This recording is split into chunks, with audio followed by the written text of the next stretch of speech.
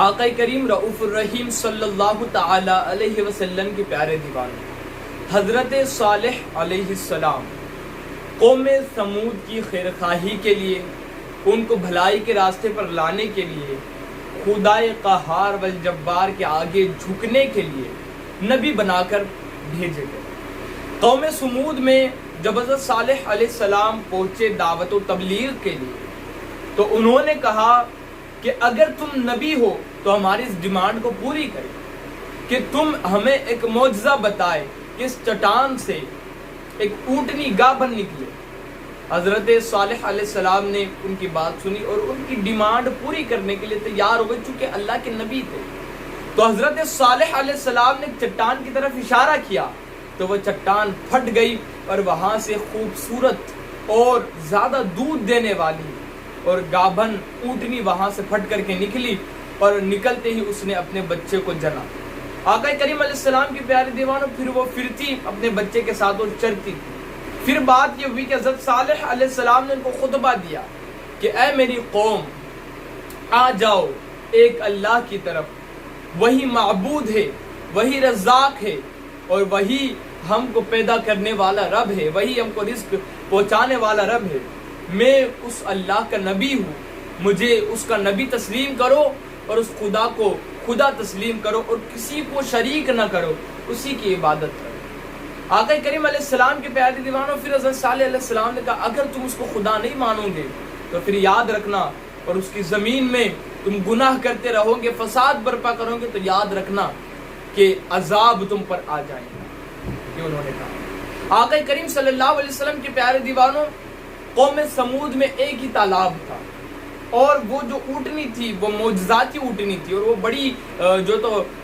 صحت مند اونٹنی، خوبصورت اونٹنی تھی۔ تو حضرت صالح علیہ السلام نے کہا کہ دیکھو ایک ہی تالاب ہے، تو اب یہ بات رہیں گی کہ یہ معجزاتی اونٹنی ہے، تو ایک دن یہ تالاب میں سے پانی پیے گی اور ایک دن تم پانی کا استعمال کرو۔ اب یہ لوگ اس شرط پر بھی تیار ہو گئے، ایک دن یہ پانی پیتے، ایک دن اونٹنی پانی پیتے، اور وہ پورا تالاب خشک کر دے۔ آقا کریم علیہ السلام کے پیارے دیوانوں، بھی قوم ثمود کے لوگ پریشان ہو گئے، ان کو تکلیف اٹھانی پڑی تھی۔ کچھ دن انہوں نے تکلیف اٹھائی کہ ایک دن وہ پانی پیتے، ایک دن یہ اونٹنی پیتی، تو اب وہ ان کے برداشت کے باہر یہ کام ہو گیا۔ تب انہوں نے ایک شخص کو تیار کیا جس کا نام قدار بن سالف، یہ زنا کی وجہ سے پیدا ہوا تھا، اس کی ماں زنا بدکاری کیا کرتی۔ تو قدار بن سالف کو انہوں نے تیار کیا کہ تو اس اونٹنی کا قتل کر دے جو حضرت صالح کی اونٹنی ہے۔ یہ تیار ہو گیا،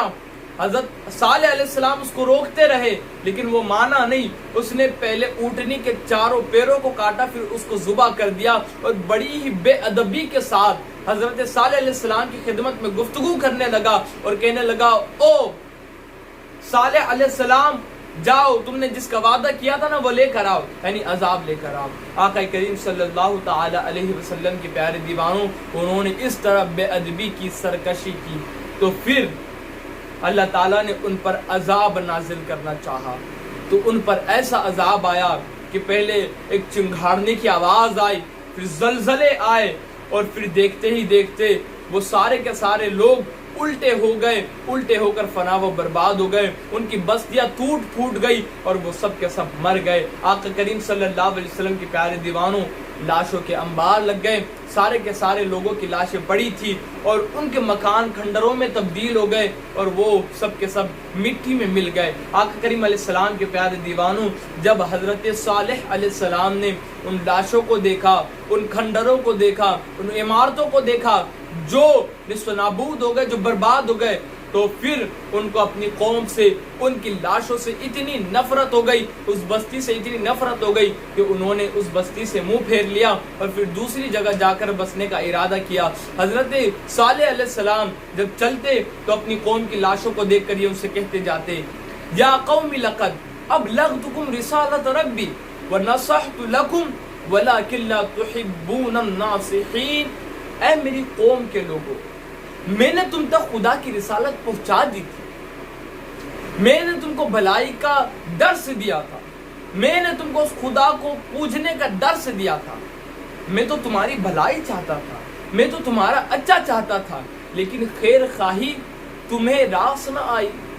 تمہیں خیر خواہی کرنے والے لوگ پسند ہی نہیں آئے، اب تمہارا یہ حال ہو گیا۔ آقا کریم علیہ السلام کے پیارے دیوانوں، تو حضرت صالح علیہ السلام کی قوم اس طرح تباہ ہو گئی، اس طرح نیست و نابود ہو گئی کہ انہوں نے حضرت صالح علیہ السلام کی اونٹنی پر ظلم کیا تھا، اس اونٹنی کا انہوں نے قتل کیا تھا، اس لیے ان پر عذاب آ گیا تھا۔ آج عالم اسلام میں، آج پوری دنیا کے اندر کیا ہو رہا ہے، ذرا جائزہ لو کہ کوئی قوم دوسری قوم پر حملہ کر رہی ہے، کوئی سرکار کسی سرکار پر حملہ کر رہی ہے، کوئی ملک دوسرے ملک پر حملہ کر رہا ہے، اور وہاں پر خون کی ہولی کھیلی جا رہی ہے، اللہ کے بندوں کو قتل کیا جا رہا ہے، ان کو نیست و نابود کرنے کی کوشش کی جا رہی ہے۔ آج مزدور پر ظلم ہو رہا ہے، آج غریبوں پر اللہ اکبر ظلم ہو رہا ہے، آج کمزوروں کو دبانے کی کوشش کی جا رہی ہے۔ آج حال کیا ہے، اللہ اکبر، ایک اونٹنی کو اگر کوئی قوم قتل کر دے تو اللہ پوری کے پوری قوم کو پلٹ کر رکھ دیتا ہے،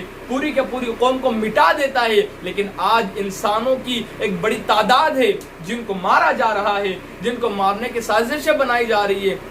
جن کو مٹانے کا پلان تیار کیا جا رہا ہے۔ تو پھر جب اتنے قتل عام ہوں گے، اللہ کے بندوں پر اتنی زیادتی ظلم ہوگا، اللہ کے بندوں کو اتنا قتل کیا جائے گا، تو پھر وہ اللہ ہم پر عذاب کیوں نازل نہیں کرے گا؟ آج جو بھی عذابات ہم پر آ رہے ہیں، بہت ساری وجوہات کے اندر سے ایک وجہ یہ بھی ہے کہ ہم نے انسان کو انسان نہ جانا، ہم نے انسان سے محبت نہ کی، ہم نے انسان پر نرمی نہ کی، بلکہ اس پر زیادتی کی، اس کو مٹانے کی کوشش کی، اس کو ختم کرنے کے ہم نے پلان تیار کیے۔ تو آقا کریم علیہ السلام کے پیارے دیوانوں، ایک دوسرے سے محبت کرنا شروع کرو۔ انسان کو خدا نے پیدا ہی اس لیے کیا، اقبال کہتے ہیں